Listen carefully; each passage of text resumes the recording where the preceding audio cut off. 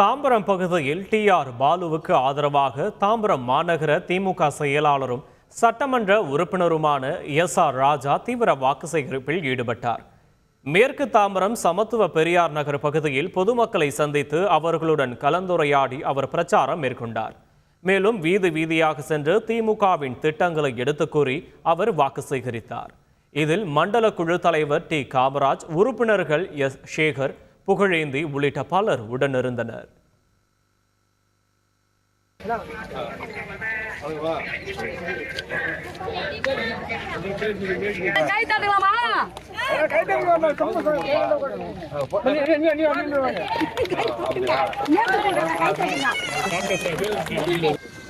உங்களுக்கெல்லாம் பஸ்ல எங்க போனாலும் விடியல் பயணமாக காசே கொடுக்காம போறதுக்கு போது முதல்ல பெண்களுக்கு தான் பிளஸ் டூ படிச்சுட்டு காலேஜுக்கு போனா அவங்களுக்கு 1000 ரூபாய் மாதம்.